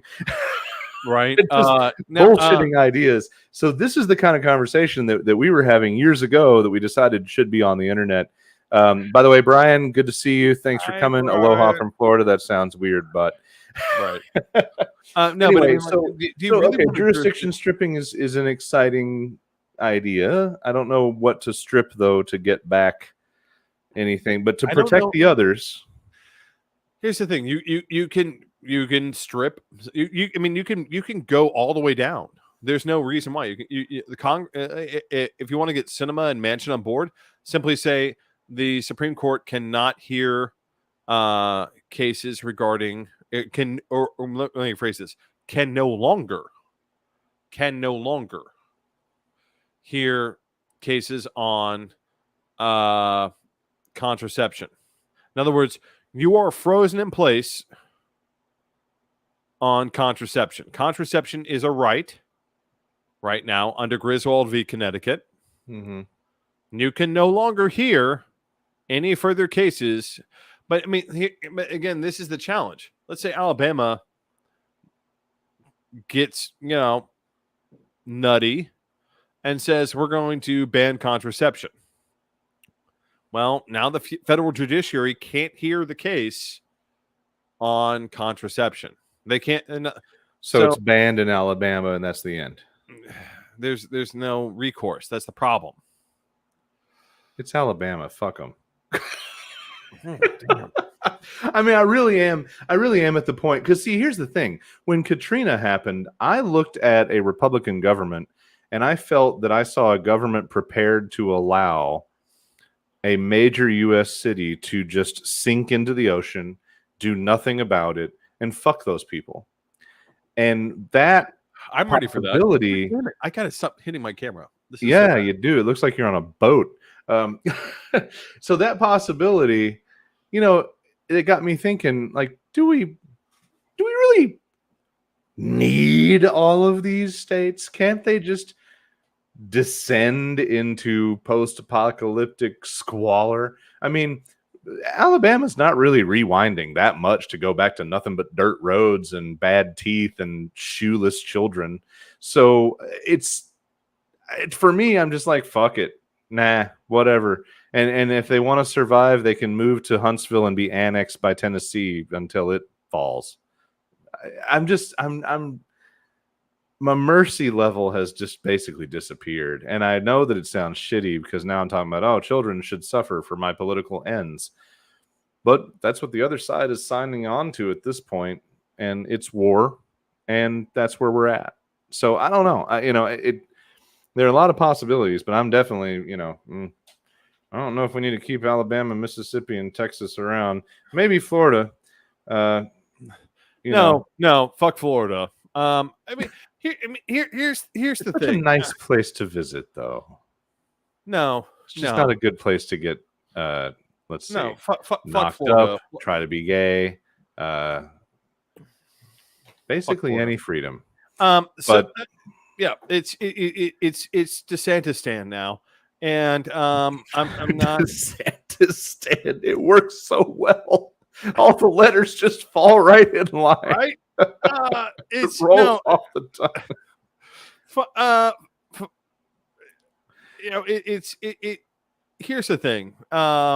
So Olivia points out that one of the big glaring things I have a problem with, and I'm sure you do too as a legal scholar, but aside from what's already happened, most disturbed by the idea of being able to sue or charge people who leave the state to access care where it might be legal. We don't do that with literally anything else, unless it's like purchasing and trafficking of goods. But as far as I know, David, real quick, as far as I know, you can drive here. You, David, could get in a car. Mm-hmm. You could drive here to visit me. Yes. You could purchase a fat stack of edibles from any of the 5 stores I can walk to from my house. Sure can. And in your personal vehicle, you could choose to drive back to Tennessee with said goods. And the only law that you would be able to be prosecuted for would be the possession of the substance, not the act of buying it in a state where it was legal to do so. No, that is correct. Which should apply to every fucking thing. Well, okay, so here's where they run into a problem with the whole, like, we're going to prevent you from going someplace else. Full faith and credit. Full faith and credit is where they run into a problem. And again, this is one of those implied versus explicit rules. And this is where gay marriage kept on hitting a wall, right? In terms of we're going to ban gay marriage, or we're going to ban Loving v. Virginia. We're going to ban interracial marriage. Right. Full faith and credit. So if I'm found guilty of a murder in New York, right? And I live in Utah, and the guy I killed was in Alabama. Like, it was some guy from Alabama in New York who I killed. Both New York and Alabama have the right to extradite me. There's a reason why. Because a warrant was issued under the court, right? Under the laws of the state of New York that said you've committed a crime.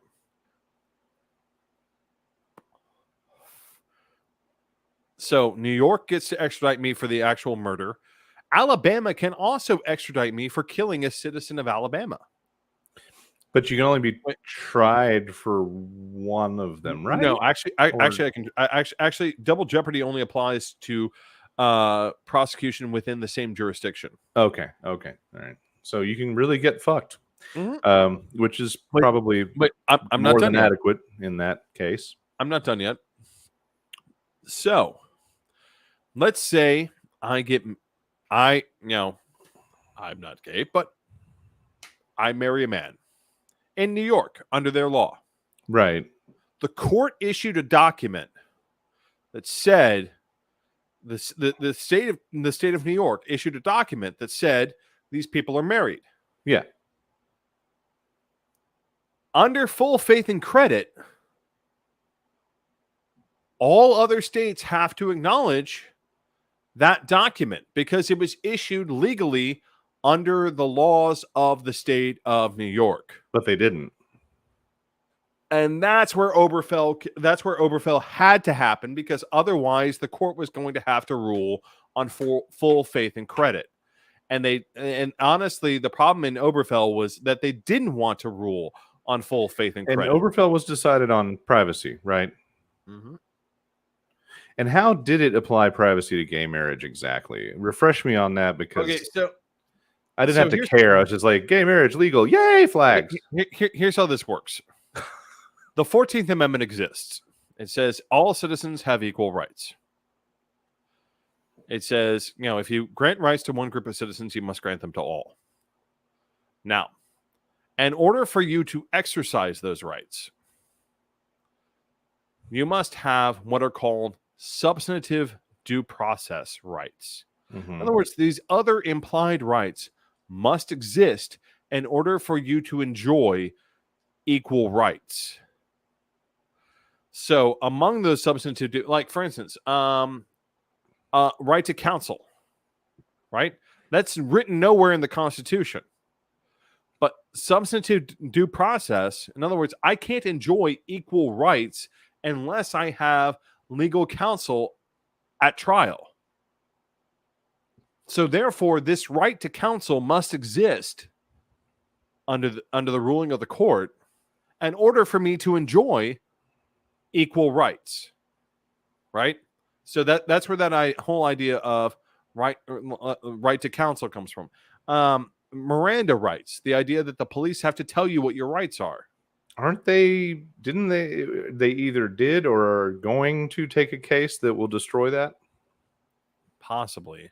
I heard that they were going to fetch a case to get rid of Miranda. But the whole idea of Miranda was, I can't enjoy my rights unless the police tell me you have the right to remain silent. You have the right to counsel, right?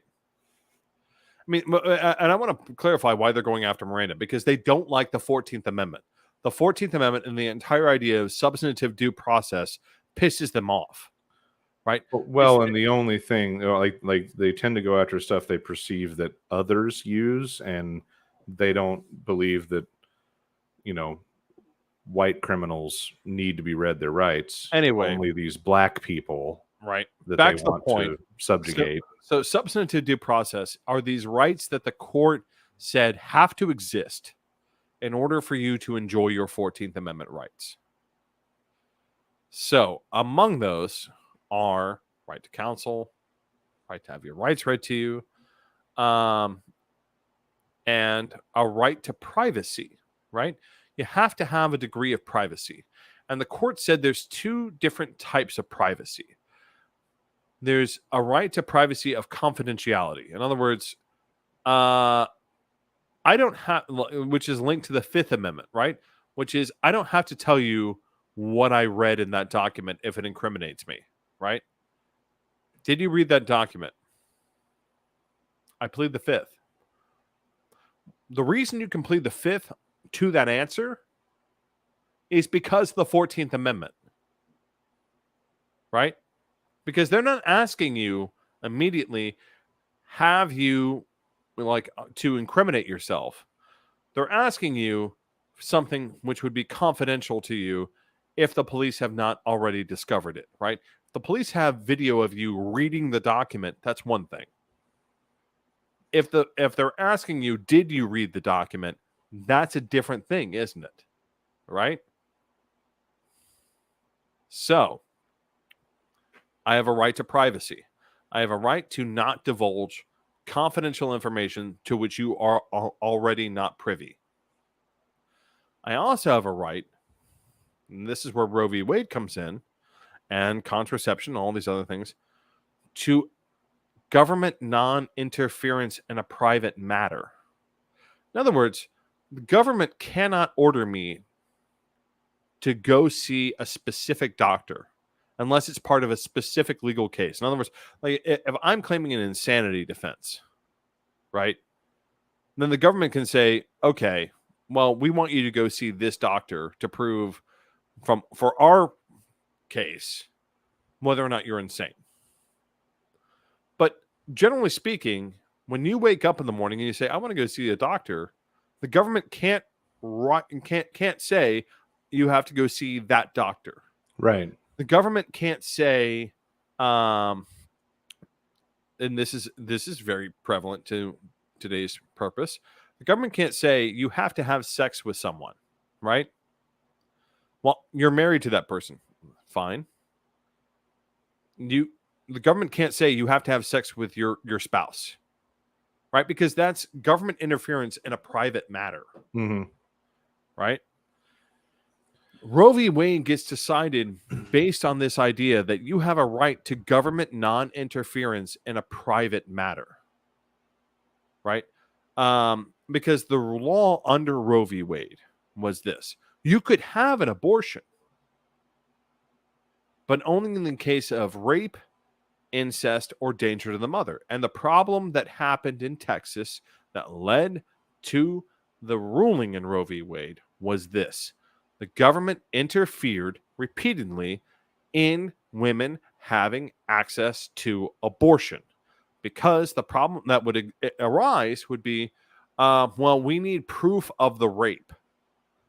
I don't have time to prove, for you to build a whole fucking case on the guy who raped me. Right.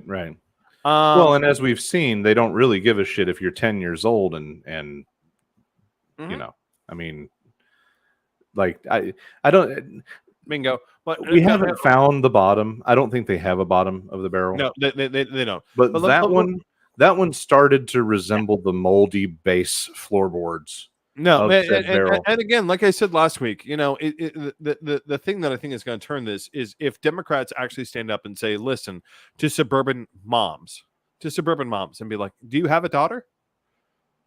Yeah. Great. I'm so glad that you have a daughter.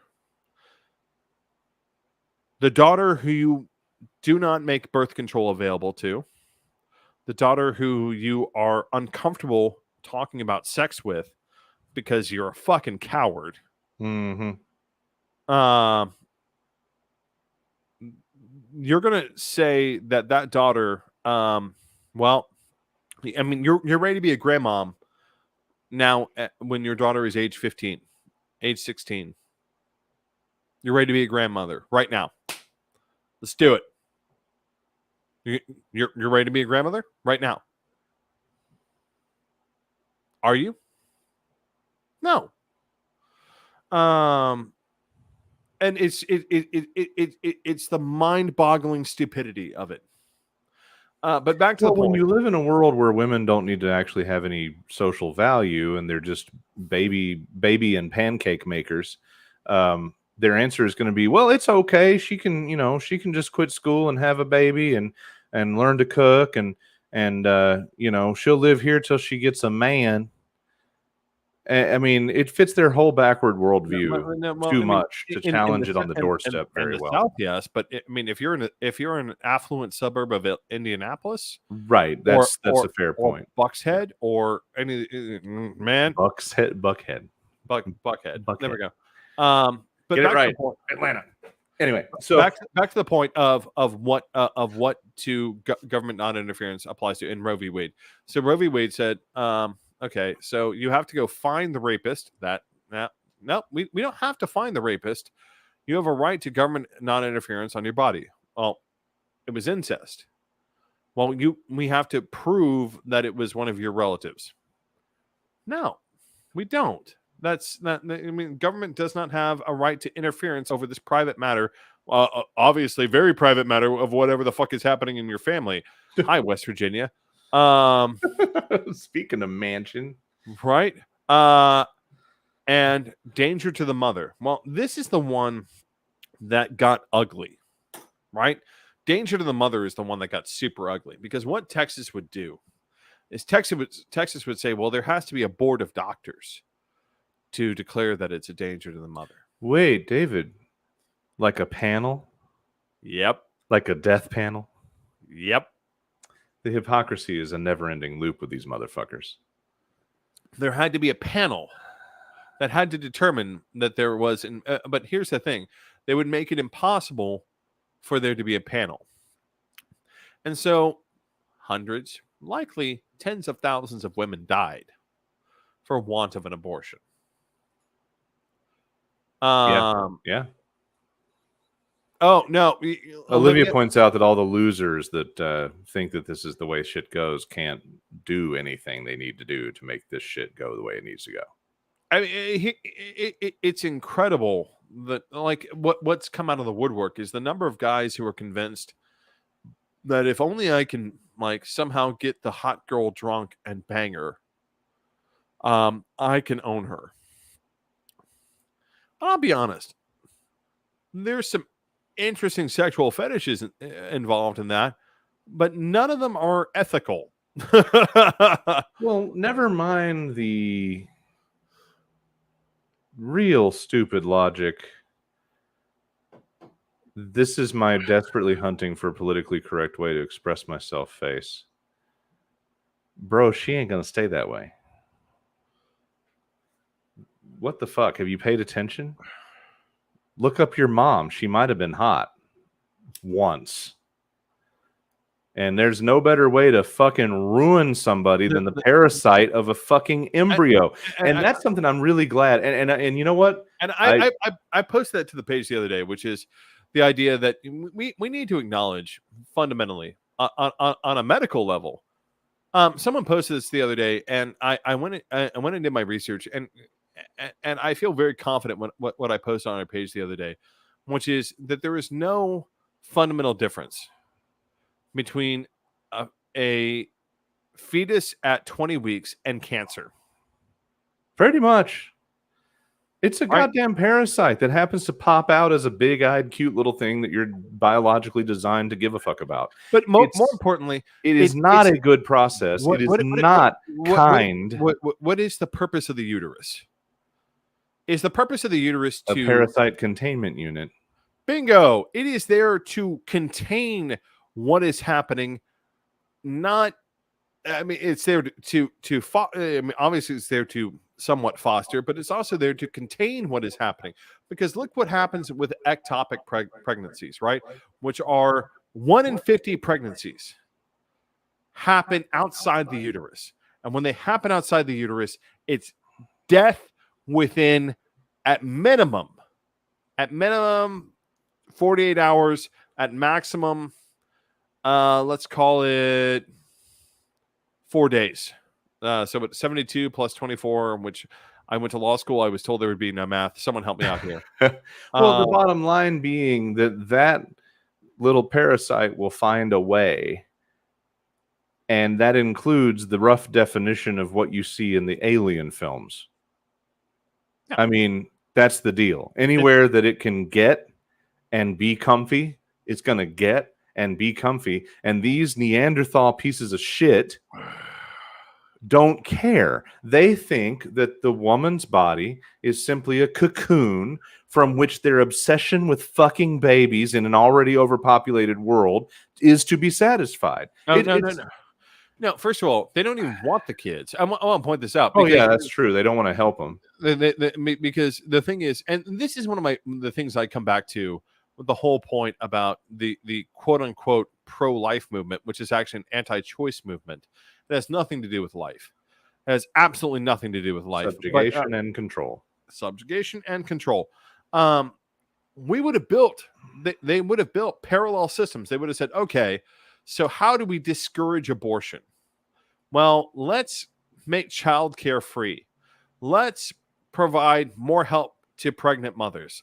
Let's destigmatize, I don't know, teen pregnancy, right? That would have been a huge thing, right? If they could have stood by and somehow managed to destigmatize teen pregnancy, boom. David, that would have required the acknowledgement that somebody was pleasure fucking. We can't have that. But they didn't do any of those things. So this has nothing to do with children. This has zero to do with children. This has everything to do with hating women. And even those women who are against abortion, this has everything to do with them proving that they are somehow better women than other women. That's a good point. It's like the women who are involved in the pro-life movement. Again, anti-choice is the better terminology. They have no concern whatsoever for the life of any child. No, they have every concern for their own imagined superiority over other women, and they've proven that on a regular basis. So let's slide into home plate with the closing notion. Tomorrow, literally tomorrow, we've discussed in this segment that at the crack of dawn tomorrow, Uncle Joe can roll out of bed, press his ice cream button, float it in some coffee, and do a couple things right the fuck now to demonstrate that he has a spine attached to a pear. Sure. One, just run a slate, right? Run a slate of here are my 4 nominees. Fuck that. Five nominees. That's 14, right? I don't care. But that's an even number. Who cares? Well, if we're going to go to an even number, I'd rather him just say, you know what, fuck it, here's 2 more. Or Fine. 1 more. Fine, 6. Here's 6 But nominees. Anyway, here are my slate of nominees, and we're going to run through them one by one, confirmation hearings, and the court's going to grow. And this is the stance that I'm forced to take because of the illegitimate court that the right wing has installed in this country, starting with Mitch McConnell's completely off the rails, unfair resistance to what should have been a liberal appointment, and the outsized influence that a corrupt, potentially criminal president had on the Supreme Court. Yep. So here's my slate. That's what we're going to fucking do right the fuck now. He could wake up and he could do that tomorrow. Yep, he could. July fucking 6th, 2022, a random fucking Wednesday. Yep. Or, and you want to know what? Somebody in Congress. If he did that, I would actually be okay voting for him again. Yeah, I would actually be okay voting for him might again. make up for the pussy thing about Russia. So, or he could, or his administration, or someone in the Senate could draw up a bill to strip jurisdiction. Yep. Which is a double-edged sword, but they can do it. So there are a litany of ways. People that claim it would depend on how you worded the bill, but it wouldn't require 60 votes. Can the bill originate in the House? All bills can originate in the House. All bills can originate in the Senate, except Right. for tax But bills. I want, with this case, is it likely to be less successful originating in the House? Because we can find us some leftist nuts in the House. I mean, it doesn't really fucking matter right now, I don't feel. Well, for me, it's always the likelihood of the person that would write the bill. In the House, you have more diversity of opinion and more likelihood that somebody will come up with some wild shit. I'm all in favor for like strapping a dog collar to Manchin's balls and making him write shit. That works too. Here's the deal. I'm just going to keep on pressing this button until you're less of an asshole. Right. Yeah. I want to go back and before we jump off, I want to give one nod to this great comment here that your previous description of conservative women that are anti-choice, the very worst of the "I'm not like other girls," absolutely accurate reading. But we are right at the line, folks. It is going to be time to go. It has been very enjoyable, of course, to see all of you here. And obviously, we appreciate you. Feel free to spread the word. It's always fun to do this this little civic duty, this hobby, this small blip in a vast universe of fuckery. Yep. And we intend to keep doing it, and we appreciate you joining us for it. And on that note, it's time. Good night. Good evening. And good luck. Good luck.